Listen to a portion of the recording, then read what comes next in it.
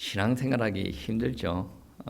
신앙생활하기 쉽지 않습니다. 그것을 증명해 주는 말이 이제 유명한 사람이 있는데 대학생 선교회 이제 장시자가 있습니다. 대학생 선교회는 오늘날 CCC라고 불리기도 하죠. 그 장시자 빌 브라이트라는 박사님은 어떻게 이야기했냐면 신앙생활은 어려운 것이 아니다. 신앙생활은 불가능한 것이다 라고 이야기를 합니다. 그러니까 여러분과 제가 신앙생활 할 때 어렵다 라고 이야기하는 것은 어떻게 보면 당연하다 라고 느껴야 될 부분들입니다. 그런데 그 어려움이 우리들이 신앙생활을 하는 것은 정말 불가능해요. 왜? 하나님께서 신앙생활을 이렇게 하라 라고 말씀하셨는데 그것은 인간이 감당하기에 불가능한 일이거든요. 근데 하나님 안에 있으면 하나님 안에서 우리가 신앙생활을 한다 그런다면 비로소 그 불가능이 가능으로 바뀝니다. 그래서 많은 성경 구절에서 이러한 것들을 이야기를 하고 있는데 특히 신명기에서는 어떤 이야기를 하냐면 하나님께서 이스라엘 백성들에게 가나안 땅에 들어가라, 정복하라, 그 땅을 차지하고 있는 이 민족을 다 진멸하라 라고 이야기를 합니다. 여러분 이게 가능한 것처럼 보입니까? 불가능한 것처럼 보입니까? 여러분은 이 신명기 내용을 내 이야기라고 하지 않으니 이미 하나님께서 역사하시고 난 일이니 당연히 하나님께서 할 것이니 이거는 믿음으로 받아들이기가 쉽죠. 그런데 이스라엘 백성들은 가나안 땅을 들어가기 전이에요. 가나안 땅에서 전쟁을 하기 전이란 말이에요. 그들은 전쟁을 한 번도 한 적이 없습니다. 군사훈련도 받은 적이 없고 무기도 없습니다. 근데 그들이 어떻게 들어가서 이긴다라는 보장도 없는데 어떻게 들어갈 수가 있겠습니까? 여러분 신명기는 어떤 책이냐면 전쟁이 일어나지 않는데 이 신명기를 말씀을 들은 사람들은 두려움에 휘말릴 수가 있어요. 왜 그러냐면 신명기는 계속 전쟁을 이야기합니다. 전쟁을 이야기하면서 너희가 앞으로 전쟁을 치르게 될 것인데 이렇게 하라라는 규례를 가르쳐 주는 거예요. 그 규례를 실제 현장에서 적용하는 책이 무엇이냐면 가나안 땅에서 실제적으로 전투를 하는 여호수아서가 될 것이다라는 것이에요. 여러분 가나안 땅에서 했던 첫 번째 전투가 무엇입니까? 여리고 전투도요. 그러니까 이스라엘 백성들이 전투에서 상대할 그 백성들은 어떻냐면 이스라엘 백성들보다 기골이 장대하다는 거. 장대하다라는 말은 이스라엘 백성보다 힘이 월등히 세다라는 거죠. 그리고 그 여리고 성은 크고 성곽이 하늘과 맞닿아져 있다라고 묘사할 정도로 큰 성읍이었습니다. 여러분 이렇게 묘사가 되어지면 이스라엘 백성들이 승리하기에 불가능하지 않을까요? 이스라엘 백성들은 그 성곽을 무너뜨릴 능력이 없습니다. 그 기골이 장대한 사람들과 싸워서 이길 능력이 없는 사람들이에요.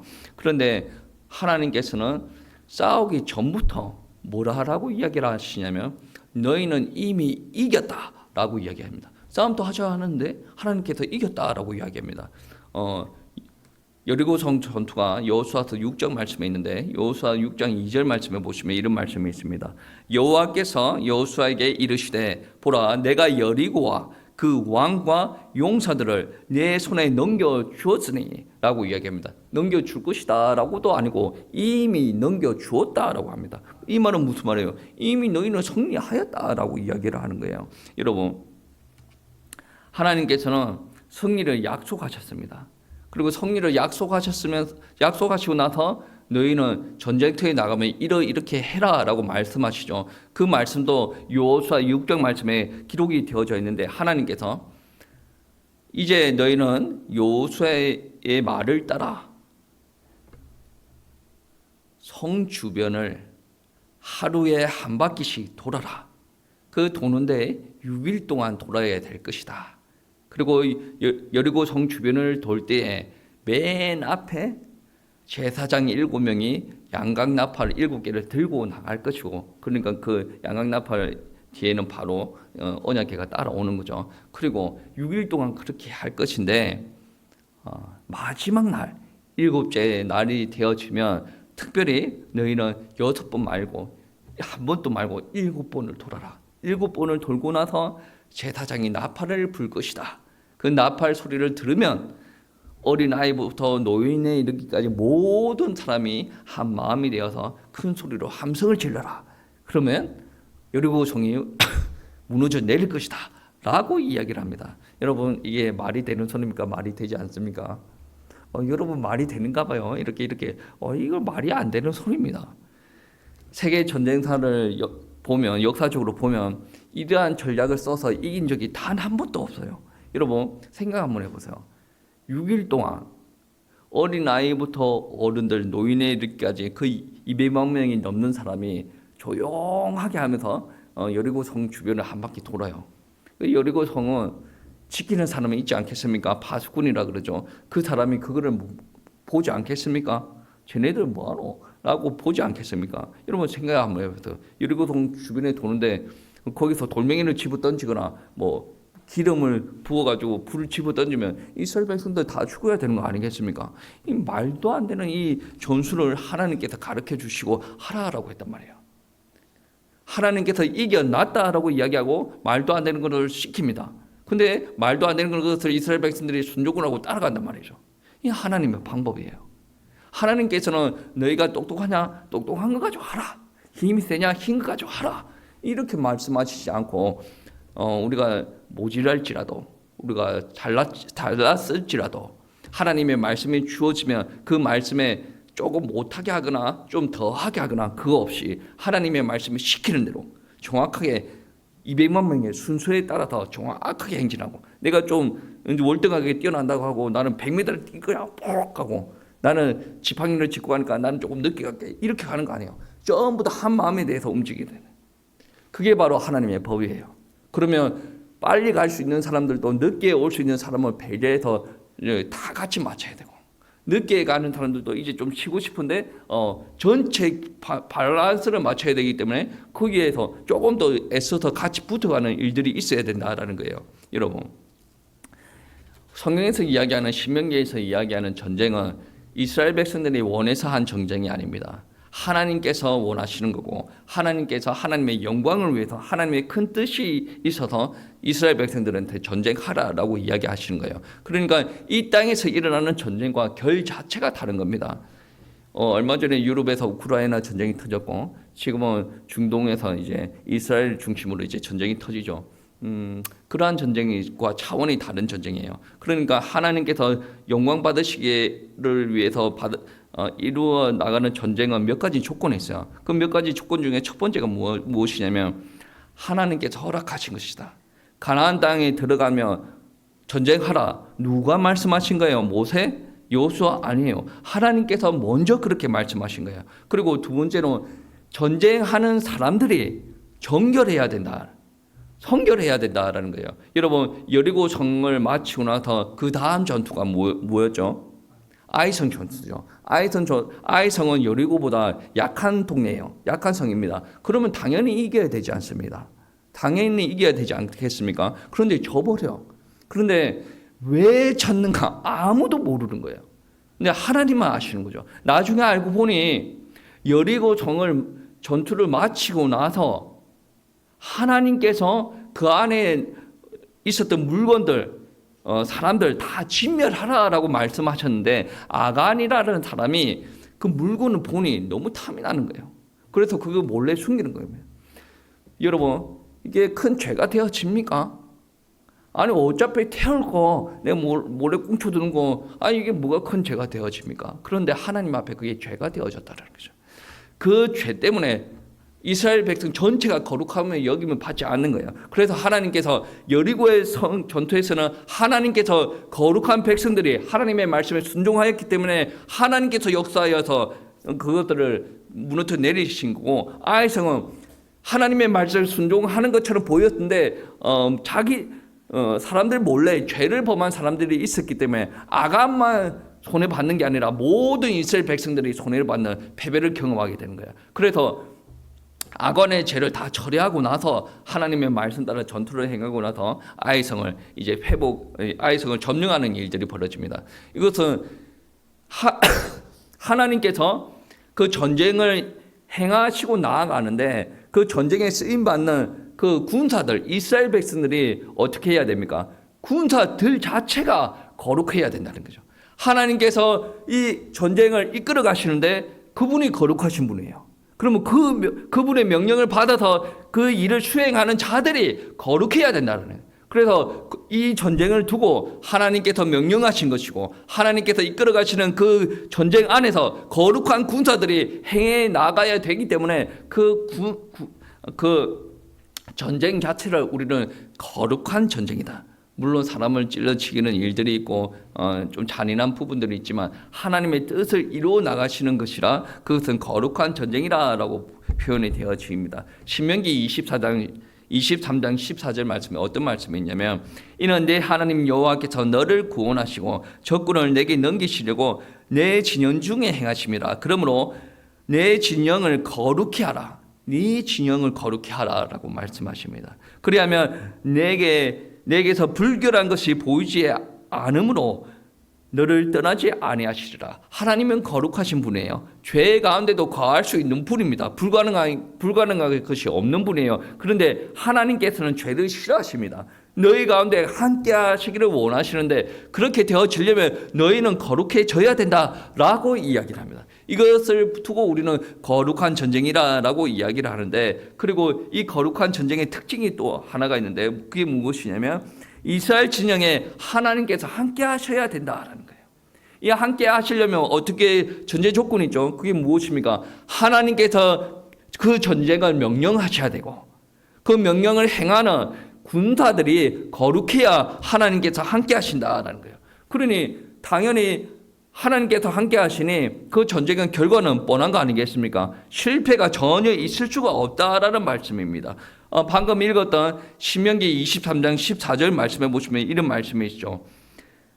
여호와께서 너를 구원하시고 적군을 내게서 넘기시려고 내 진영 중에 행하심이라. 넘기시려고 그 진영, 너희들 진영에 행하시다라고 이야기를 하고 있습니다. 여러분, 이 전쟁을 치를 때 아무리 우리가 병기가 부족하더라도, 군사가 부족하더라도, 병거와 말이 부족하다라고 할지라도 그 대적의 숫자는 중요하지 않습니다. 하나님께서 함께 하시고 그분이 명령하신 전쟁이 맞고 우리가 그분의 뜻에 맞게 거룩하게 행하시면 그분이 역사하시는 거예요. 여러분, 이스라엘 군대가 아무리 소수의 병력이 있다라고 할지라도 하나님께서는 애굽에 노예되어 있는 이스라엘 백성들을 건져내신 하나님 아니십니까? 오늘 말씀 1절 말씀에 보시면 그런 말씀이 있죠. 20장 1절 말씀 그런 말씀이 있습니다. 네가 나아가서 적군과 싸우려 할 때에 말과 병거와 백성이 너보다 많음을 볼지라도 그들을 두려워하지 말라. 애굽 땅에서 너를 인도하여 내신 내 하나님 여호와께서 너와 함께 하시느니라. 아멘. 그리고 3절 말씀에 보시면 이런 말씀이 있죠. 너희 하나님 여호와는 너희와 함께 행하시며 너희를 위하여 너희 적군과 싸우시고 구원할 것이라 할 것이며, 하나님께서 우리와 함께 하시고 우리를 위해서 싸우신다, 우리를 구원하신다라고 이야기를 합니다. 그리고 5절 말씀 한번 보십시오. 책임자들은 백성에게 가서 말하라라고 이야기합니다. 새 집을 건축하고 낙성칙을 행하지 못한 자가 있느냐라고 그러죠. 6절 말씀에 포도원을 만들고 그 과실을 먹지 못한 자가 있느냐. 그리고 7절 말씀에 여자와 약혼하고 결혼하지 못한 자가 있느냐. 그리고 8절 말씀에 두려워서 마음이 약한 자가 있느냐라고 말씀하십니다. 이것을 여러 가지로 해석을 할 수가 있는데 전쟁을 중점으로 해석을 하면 그렇습니다. 집을 짓고 그런 예식을 이루지 못한 자가 있으면 그 사람을 전쟁에서 빼라라는 거죠. 그리고 포도원을 만들고 과실을 먹지 못한 자가 있으면 그 사람을 빼라. 그리고 마음이 두려워하는 자가 있느냐? 빼라. 약혼한 자가 있는가? 그러면 전쟁에서 제외시키는 게 낫겠다. 여러 가지 이유가 있겠죠. 인도적인 차원도 있고 마음에 엉뚱한 생각을 가지고 전쟁터에 참여를 하면 주변 사람들을 또 엉뚱한 생각으로 점령을 시킬 수가 있으니 게 빼라라고 할 수가 있어요. 그런데 전쟁만 놓고 바라보면 여러분 무조건 이 사람을 같이 포함을 시켜야 되는 게 맞지 않습니까? 아니 이 사람 포도원이 있든 낙상식을 했든 좀 약혼한 처자가 있든 아니 마음이 불안하든 그러면 이 사람 다 빼고 저 사람 다 빼고 누가 전쟁터에 나갈 겁니까? 전쟁터에 나갈 때 불안하지 않는 사람은 두려워하지 않는 사람이 있습니까? 아니 이 사람 다 빼고 저 사람 다 빼고 전쟁을 어떻게 하라는 말씀이에요? 전쟁은 어차피 하나님께서 하시는 거예요. 사람의 많고 적음이 아니라라는 말씀입니다. 그래서 전쟁에서 승리하려면 하나님께서 함께 하시는 임재하심이 있어야 돼요. 하나님께서 임재를 해야 이 전쟁에 우리가 쪽수가 적다라고 하더라도 우리가 연약하다라고 하더라도 물리치고 나아갈 수가 있는 거예요. 그래서 그 전쟁을 수행하는 사람들 마음에 뭐가 있어야 됩니까? 하나님을 향한 마음, 거룩한 마음, 그 말씀에 순종하는 마음이 있어야 우리가 이 전쟁에서 승리할 수가 있다. 그러니까 그 사람은 마음에 딴 데가 있는 사람들을 다 제하더라도 하나님께서 능력을 행하시면 할 수가 있다. 여러분 애굽에서 나올 때 한번 생각해 보세요. 애굽에서 나올 때 이스라엘 백성들이 뭐 한 거 있습니까? 없어요. 그들이 뭐 곡괭이 들고 막 나가가지고 뭐 한 적가 있습니까? 없어요. 그들은 두려워서 가만히만 있었어요. 그러나 애굽도 하나님 그분 혼자서 홀로 애굽을 쳤어요. 그런데 가나안 7족 같은 경우에는 애굽보다 강합니까? 약합니까? 모르겠습니까? 맨날 듣는 애굽이라 여러분 생각이 안 나시는 모양인데 애굽은 가나안 7족보다 훨씬 강해요. 그 훨씬 강한 애굽을 하나님 혼자 쳤는데 가나안 7족 껌 아닙니까? 아니 사람이 한 명 있어도 하나님께서 다 해줄 수 있는 하나님이에요. 그래서 하나님께서는 하나님을 바라보는 온전한 믿음, 거룩한 군사만 있으면 되어진다라는 말씀이에요. 절대적으로 쪽수를 극복할 수가 없다. 내 전술로 하면 다 이길 수가 있다. 근데 하나님의 안에서는 그게 불가능하다. 하나님의 뜻만 성취가 되어진다. 라고 이야기가 되어지는 거죠. 근데 오늘 우리 말씀만 보면 어떤 의문점이 하나가 들 겁니다. 우리 기독교에서 제일 강조하는 게 뭡니까? 거룩함. 왜 하나님께서 거룩하니까. 그리고 또 강조하는 부분들이 하나가 있어. 사랑. 왜 하나님은 사랑이 하나님입니까? 그래서 하나님께서 우리에게 오셨다라는 것은 거룩함도 우리에게 드러나야 되고 사랑도 드러나야 돼. 근데 하나님께서 가나안 땅 전쟁을 선포하십니다. 가서 하라라고 이야기합니다. 그리고 포로로 잡고 그들을 하나님을 믿게 하라라는 게 아니라 다 진멸하라, 다 죽여버리라라고 이야기합니다. 하나님 잔인하지 않습니까? 하나님은 왜 이렇게 잔인합니까? 하나님은 사랑이 하나님인데 왜 진멸하라라고 이야기를 합니까? 이거 하나님의 큰 계획을 바라보지 못하는 사람들은 이런 하나님이 아닌데 내가 아는 하나님이 이런 하나님이 아닌데 이해가 안 간다. 여러분 하나님을 어떻게 이해하려고? 목사도 이해 못합니다. 여러분 일평생 신앙생활을 하다가 이제 죽을 때가 다 된 그 목사님 앞에 가서 하나님이 이해가 됩니까? 라고 이야기를 하면 거짓말 안 치는 이상은 하나님의 이해가 안 될 거라고요. 100%는 이해가 안 되고 조금은 이해가 되어질 수는 있죠. 근데 우리는 피조물이에요. 의사들이 인간의 몸을 100% 이해합니까? 누가 창조했어요? 하나님께서 창조했어요. 하나님께서 창조한 그 비행기 위에서 보면 사람 머리도 안 보이는 그 조그만 인간, 그 인간의 몸 하나도 이해를 못해요. 그런데 어떻게 하나님의 창조물이 인간도 이해 못해? 여러분 이성과 같이 사시는 분 많죠. 옆에 있는 배우자가 이해가 됩니까? 여러분 사기치는 거예요. 나는 옆에 배우자가 너무나도 이해가 됩니다. 그 이해가 되어질 수가 없어요. 저도 제가 이해가 안 되는데 여러분 본인 말고 옆에 있는 객체를 이해가 되어진다고 하면 여러분 거짓말이에요. 사실 그대로 한번 생각해 보세요. 여러분이 이해가 되어집니까? 내가 이런 더러운 인간이었나? 나한테 이렇게 사랑이 많았나? 내가 이렇게 화가 많았나? 여러분 이해가 되어집니까? 이해가 안 되는 게 정상이에요.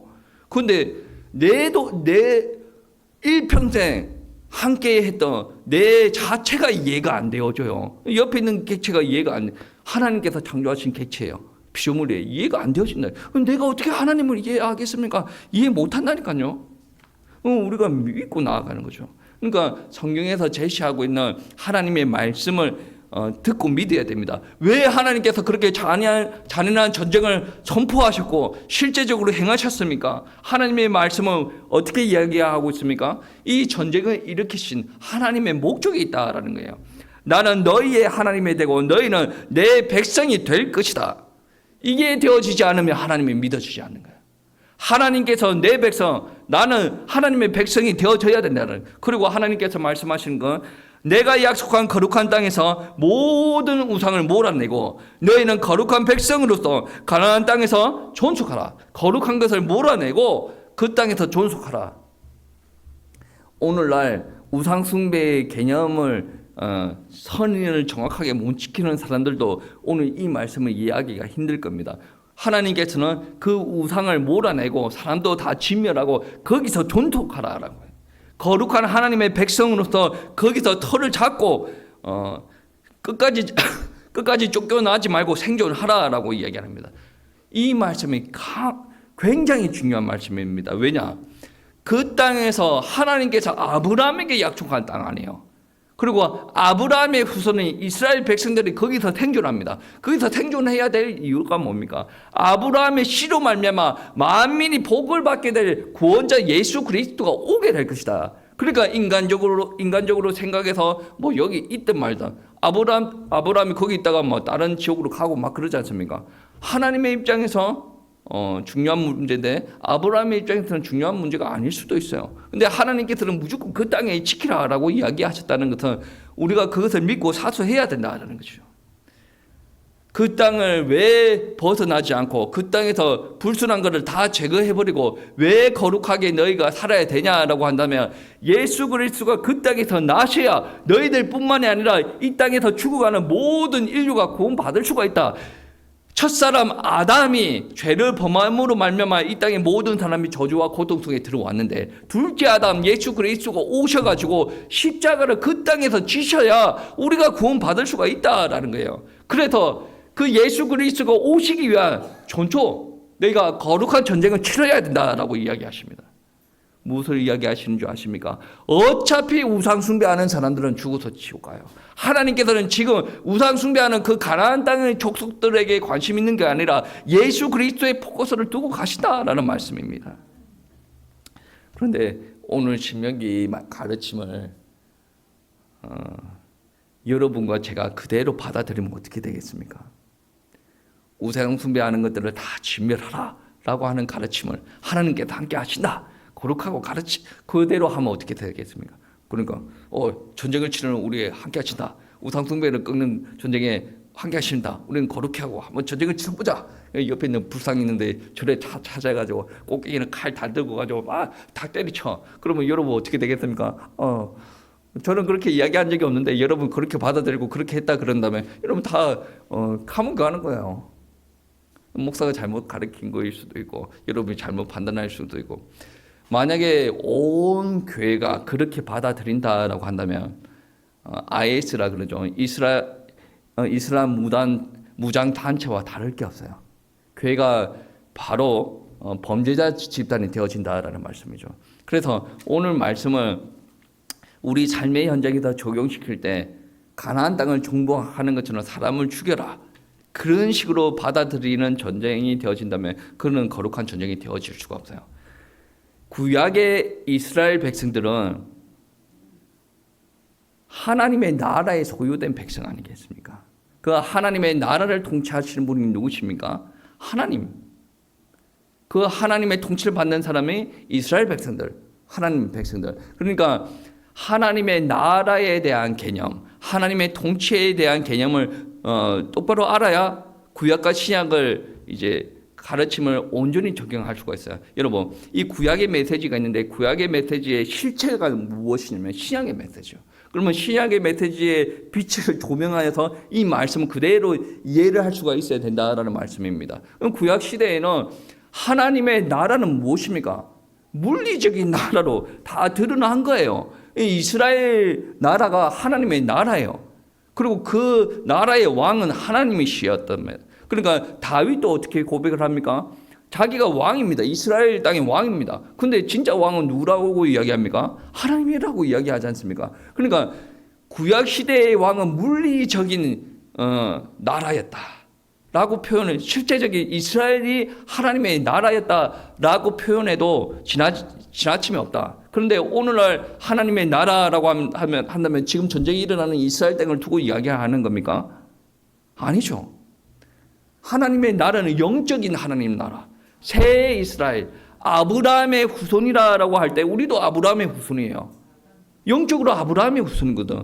아브라함의 후손, 우리가 영적으로 아브라함의 후손이에요. 우리가 예수 그리스도로 말미암아 하나님을 믿게 되어지면 우리가 하나님의 백성이 되어지고 우리도 하나님의 나라가 되어지는 거예요. 그러니까 이스라엘 땅에 구속된 그 나라만 하나님의 나라가 아니라 정말로 이스라엘 민족이든 이방인이든, 우리도 이방인이죠. 이방인이든 그들이 모두 다 하나님을 믿게 되어지면 하나님의 백성이 되어지고 그들이 하나님의 나라가 되어진다라는 말씀이에요. 그러니까 구약의 메시지와 신약의 메시지가 다르다 그런 말씀이 아니라 나라의 개념이 완전히 달라졌다는 거예요. 예수 그리스도가 십자가를 지시고 나서 나라의 개념이 달라졌다라는 말씀이에요. 우리가 속한 나라는 이스라엘이 아니에요.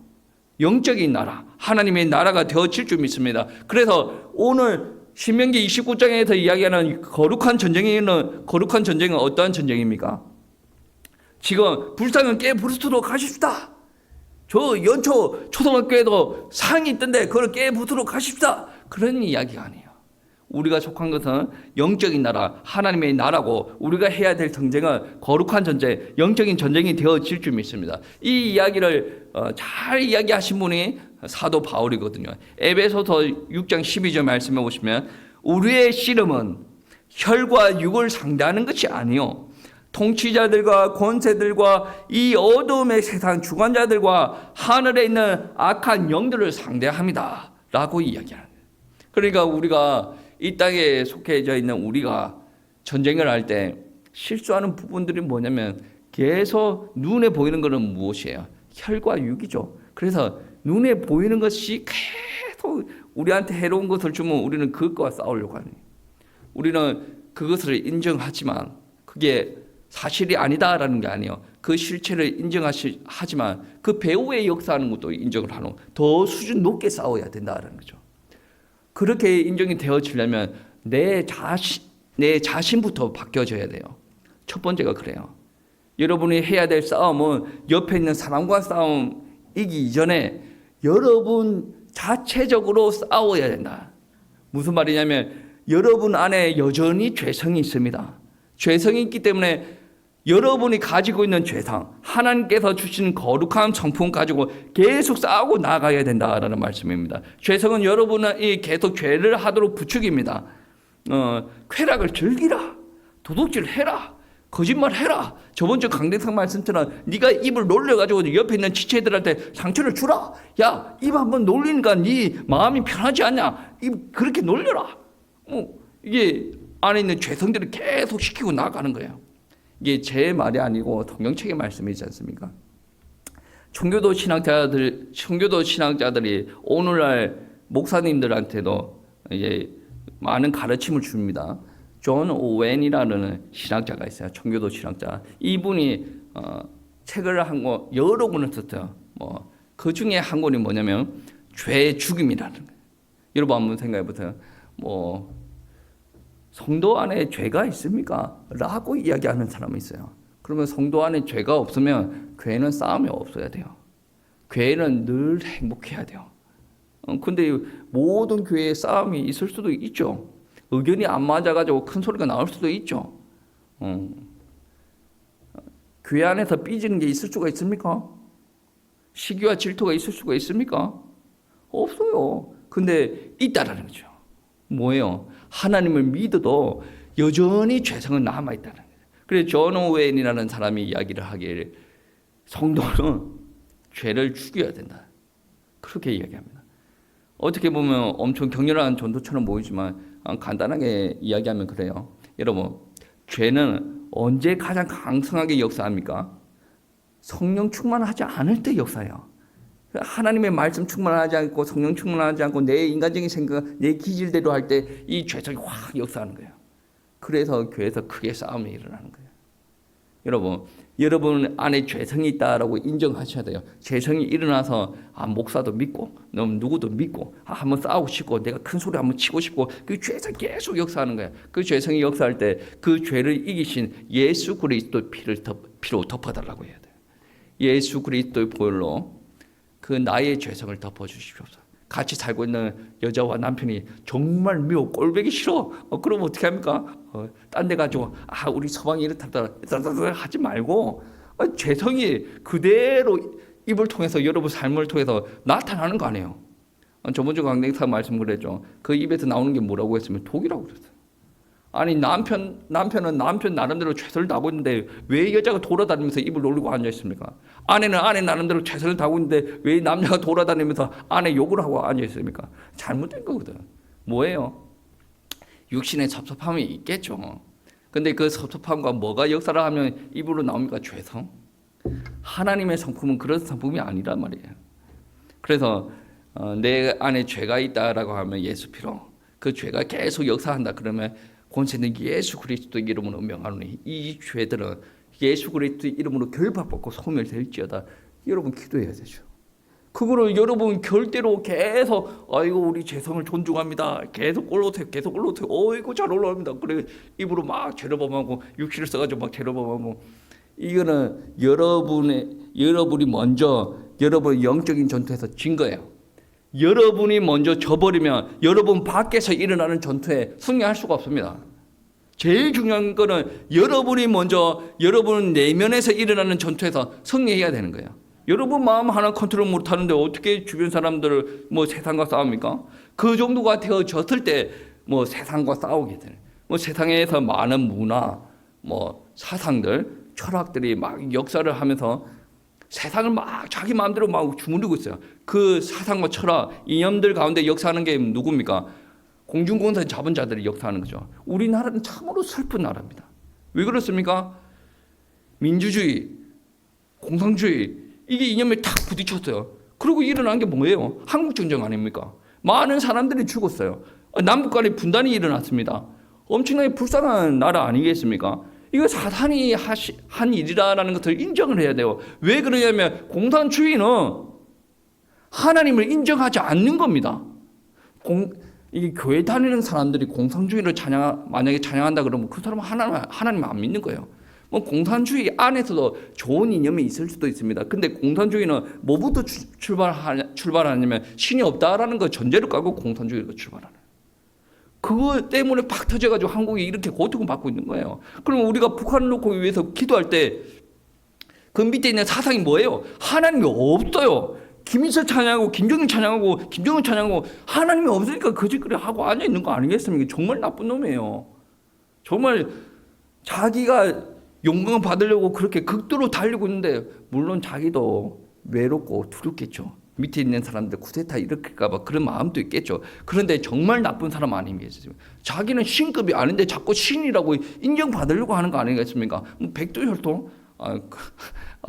그 말하면 웃겨가지고 말도 안 되는 소리를 하면서 사람들 잡아가지고 막 죽이려고 하고 있지 않습니까? 잡아 죽이고 있죠 지금도. 그 나라를 위해서 기도할 때 하나님의 영광이 그 땅에, 하나님의 나라가, 하나님의 통치가 그 땅에 이루어질 수 있도록 우리는 기도해야 됩니다. 내가 먼저 되어지고 나서 우리 주변에 많은 문화들이 역사를 하고 있습니다. 철학과 이념들이 역사하고 있습니다. 그 가운데 우리가 바로 잡아야 될 부분이에요.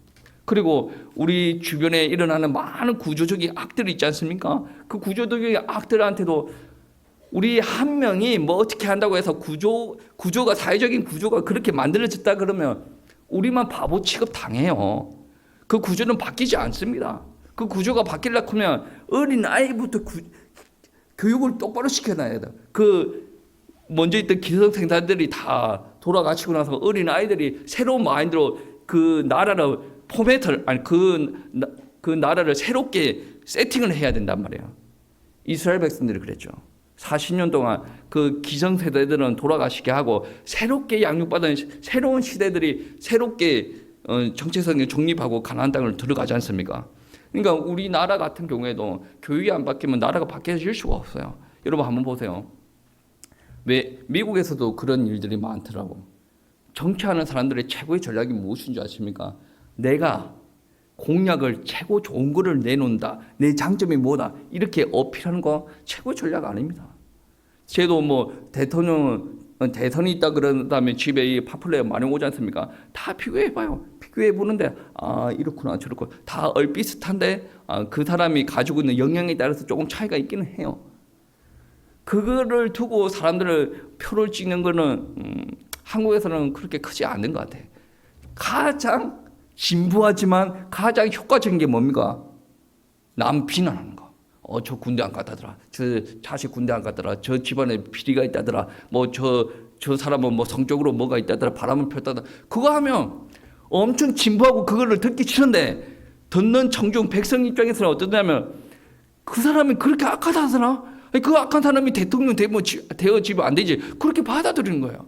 그게 대선의 선거의 최고의 전략 아니겠습니까? 물론 그들이 가지고 있는 역량과 그들이 당이 인기가 많아야 되겠지만 자꾸 헐뜯고 깎아내리는 거예요. 상대방을 존중해 주는 거 없어요. 그게 뭡니까? 그게 사회 구조예요. 정치하는 사람들 계속 깎아내려.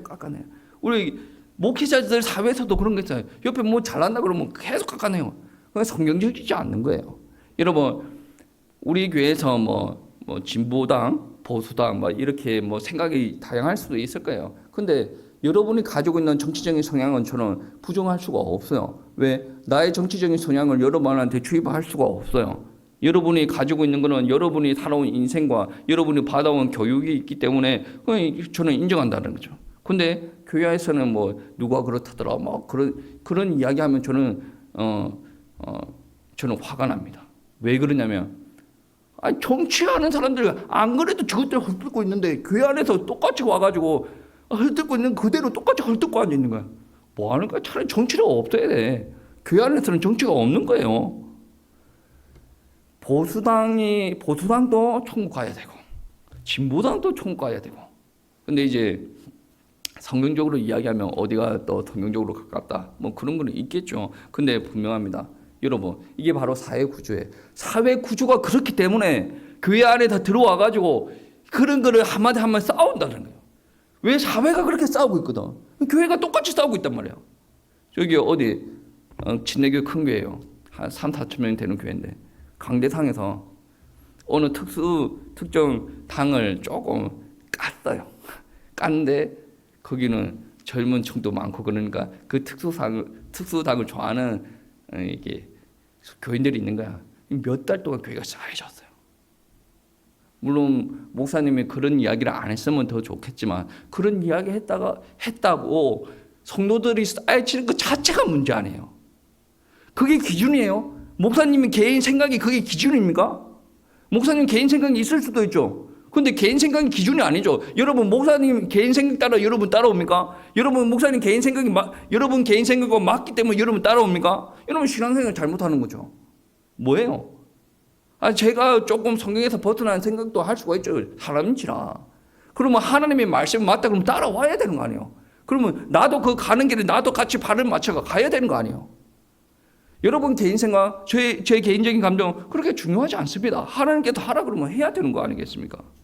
여러분 그리고 오늘날 경제적인 구조도 마찬가지예요. 돈을 많이 벌려면 성경적으로 살아서 안 된대. 그러니까 내가 진급을 하려면 직장 상사를 데리고 술을 많이 따라주고 아부도 많이 떨어져야 되고 우리가 사업하려고 하면 로비도 좀 해야 되고 거짓말을 해가지고 돈을 좀 훔쳐야 되고 막 그런 그게 사회적인 구조예요. 어쩔 수가 없어요. 그럼 우리는 하나님을 믿는 우리들은 부자로 살기 힘들어요. 맞는 말이에요. 근데 하나님께서 역사 안 했을 때 여러분 부자로 못 사는 거예요. 제가 얼마 전에 서울의 어떤 교회 목사님의 설교를 들었어요. 그 교회가 건축을 했어요. 지하도 팔고 지상 한 5, 6층까지 뚫었어요. 그러니까 이게 건축비가 한 100억 정도 드는 것 같아요. 그러니까 지금은 경기가 많이 어렵잖아요. 그래 어렵다 보니 이제 다행스럽게 교회 소유의 부동산이 몇 개가 있는 것 같아요.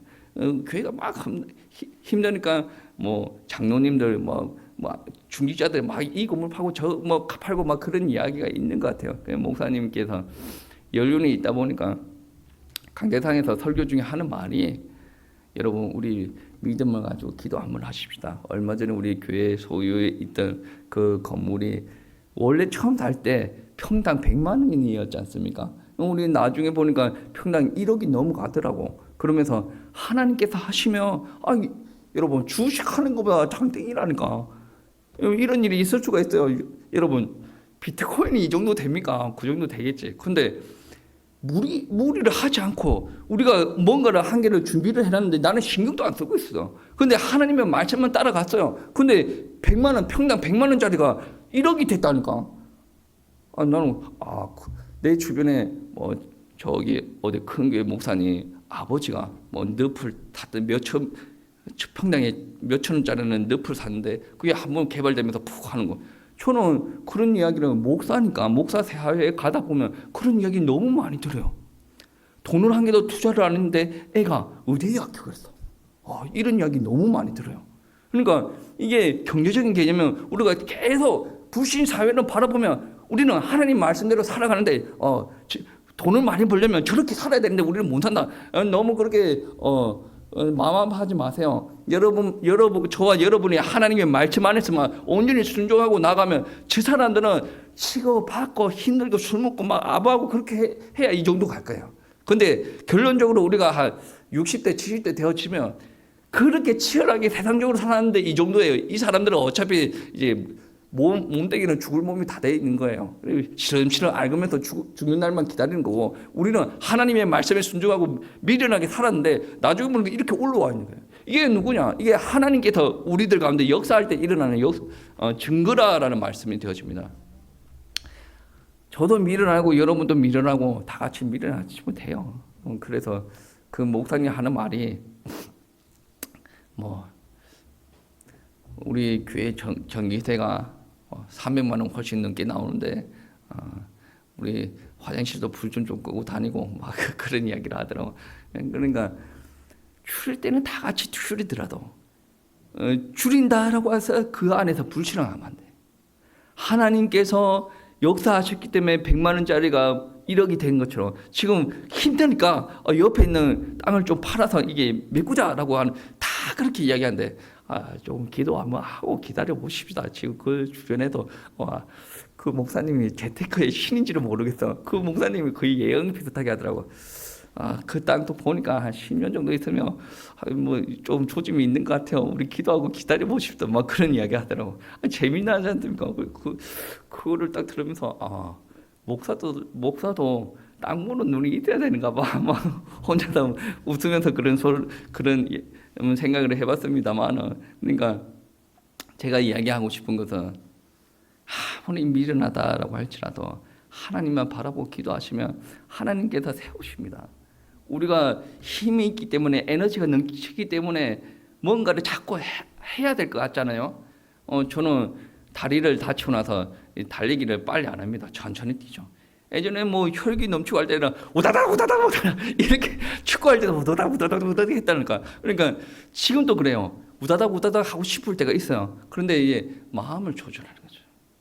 우리가 혈기가 있고 육신적으로 살아봤고 몸이 건강하다 보니까 세상적으로 많이 나가고 싶은 그런 일들도 아마 있을 것 같아요. 근데 그거를 조금만 조절하고 나가면 하나님의 말씀 따라가게 합당한 사람이 되어지는 거죠. 그렇게 달다 보면 하나님께서 결국에 인도하시는 곳이 있단 말이에요. 그러면 아무리 우다닥 했던 애들보다 하나님께서 인도하시는 것이 훨씬 더 크다라는 거죠.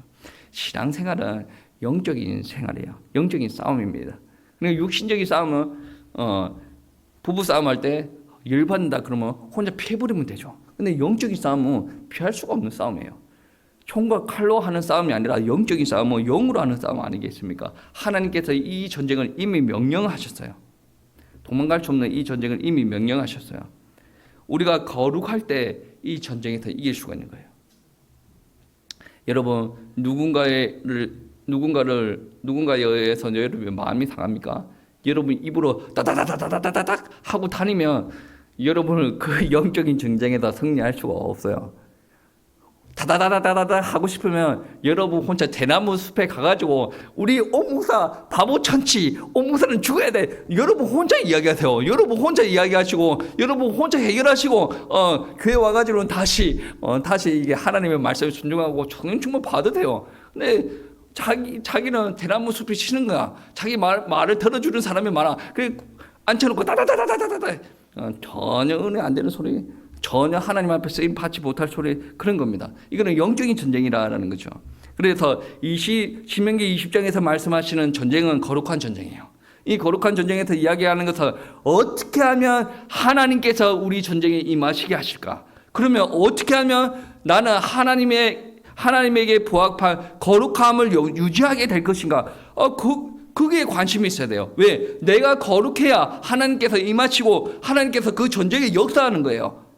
그래서 승리할 수가 있어요. 예를 들어서 부부 싸움 할 때 신랑이 맨날 술 먹고 들어와. 밉죠. 근데 어떻게 된가 하면 이 신랑이 하나님도 모르고 술로 의지해서 살아가는 거 불쌍하지 않습니까? 근데 이게 내가 혈과 육으로 대하는 것이 아니라 하나님께서 우리 가정에 임하시길, 내가 하나님의 말씀에 순종하고 거룩함을 유지한다고 한다면, 내가 우리 남편을 위해서 기도한다라고 한다면 하나님께서 그 남편에게 임하셔서 역사하는 거 아니에요. 내가 아무리 다다다다 한다고 해서 듣기 싫어합니다. 돌아다니면서 교회 다니는 것들이 뭐 입만 야무딱 져가지고 다다다다 하더라. 정말 싫어. 교회 다니는 것들에 상종이나 그런 소리를 하고 또 돌아다니면 하나님의 영광 가리지 않습니까? 우리가 거룩함이 중요하다라는 거예요. 혹여나 여러분 마음에 공허한 마음, 슬픔이 있다라고 혹시 그런 사람이 있습니까? 그러면 여러분 영적인 싸움 할 때라고 생각을 하셔야 돼요. 여러분이 하는 일마다 계속 안 되고 힘들어집니까? 육신적으로 문제가 있을 수 있지만 근본적으로 여러분 영적인 싸움 할 때라고 인정을 하셔야 됩니다. 그래서 여러분 안에 있는, 여러분 밖에 있는 거짓과 비열, 사기, 시기, 질투, 남들 험담하고 미워하는 것, 그런 것들 다 사라질 수 있도록 여러분에게 하나님께서 주신 거룩함이 이루어질 수 있도록 기도해야 돼요. 여러분 계속 미움과 증오가 계속 있는데 하나님께서 여러분에 임하시고 여러분이 원하시는 기도 들어주겠습니까? 절대로 들어주지 않습니다. 영적인 전투랍니다. 영적인 전투는 하나님께서 임하시고 하나님께서 이기게 하십니다. 그 이기게 하실 때 근본적으로 제일 중요한 게 무엇입니까? 우리의 거룩함이에요. 우리의 거룩함에서 우리를 통해서 악함을 보지 않으시고 하나님께서 함께 하십니다. 여러분, 그 거룩함에서 우리는 담대함과 용기가 있어요. 그 인내와 절제도 있다라는 거죠. 우리는 전쟁에서 승리해야 됩니다. 승리합니다. 하나님께서 함께 하시니. 우리는 무엇을 준비해야 됩니까? 거룩함을 준비해야 되죠. 이번 주에 일어날 많은 영적인 전투가 있을 겁니다. 그 안에서 꼭 승리하십시오. 하나님께서 승리하게 하실 줄 믿습니다. 한 주 동안 승리하십시오.